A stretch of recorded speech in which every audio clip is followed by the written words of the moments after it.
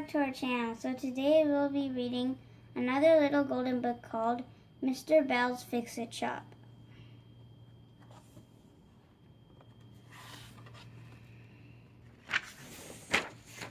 Mr. Bell could fix almost anything. Broken locks, broken clocks, broken pans, broken fans, broken plates, broken skates. He could fix them all. People smiled when they walked past his little shop and saw the sign in the window. It said, Mr. Bell's Fixit Shop. I fix everything but broken hearts. Mr. Bell did all his fixing in the back of his shop. At his workbench, he kept his tools and screws and nails and nuts and bolts. He had pots of paint and jars of glue. In every musty, dusty corner, there were bins and boxes filled with odds and ends.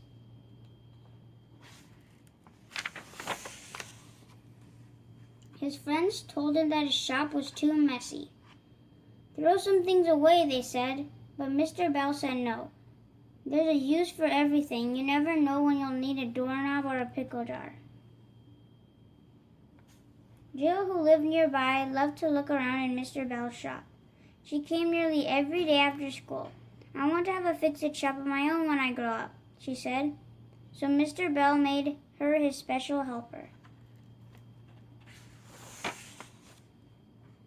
One afternoon, as Jill was helping Mr. Bell polish the front window, she asked, What's a broken heart? Well, said Mr. Bell, when you feel so sad that you'll think you'll never be happy again. That's when you know your heart is broken. Gee, said Jill, I hope I never have a broken heart. One day, Mr. Bell was extra busy. Ben the barber had a radio that wouldn't play. My customers miss the music, he said. Don't worry, said Mr. Bell. I'll fix your radio as good as new. Out of the laundryman hid an iron that wouldn't get hot. What good are clean clothes when I can't iron them, he asked. Don't worry, said Mr. Bell. I'll fix that iron as good as new. Sarah Stevens had a camera that wouldn't click. I'm going to Australia, she said. It won't be any fun if I can't take pictures of the kangaroos. Don't worry, said Mr. Bell. Your camera will be good as new in no time.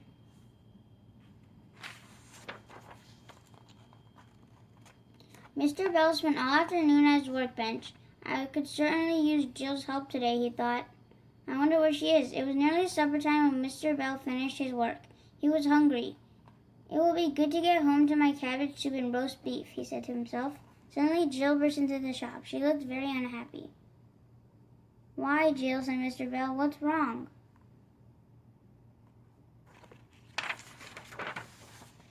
I went to Grandma's house today, Jill said. Her new puppy chewed up Rosie. She held up her doll. Just look at her. Jill started to cry.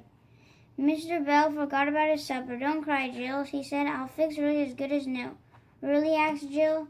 She was still crying. I promise, said Mr. Bell. You run along now, and don't worry about a thing. I'll see you tomorrow.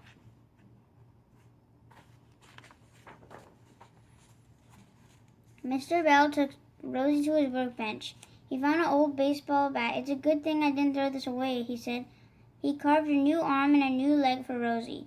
He smoothed away all the splinters and painted and polished the wood. It's a good thing I didn't throw this away, as he said as he picked up an old lampshade. With scissors and glue, he turned fringes and tassels into a beautiful new hair for Rosie, a blue ribbon that matched Rosie's eyes and became a bright big bow for her new hair.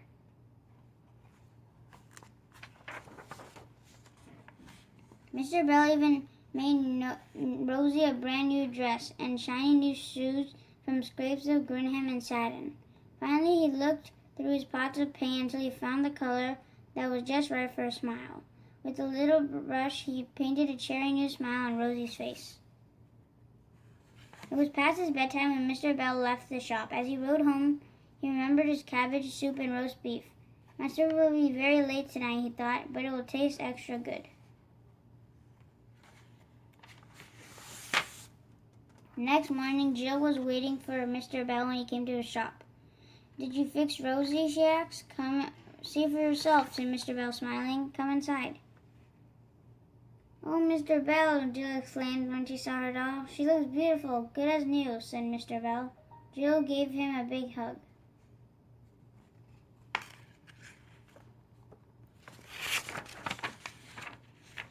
That afternoon, as Joe was helping polish the window, she said, "You know what, Mr. Bell? There's something else I know you should fix."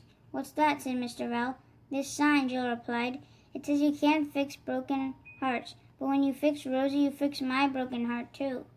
People still smiled when they walked past Mr. Bell's Fixit shop and see the new sign in front. But the sign is a little different now. The crack in the heart has a bandage painted over it, and the words above it say, "Mr. Bell's Fixit shop. I fix everything, even broken hearts." Great story. Hope you guys enjoyed Mr. Bell's Fixit shop.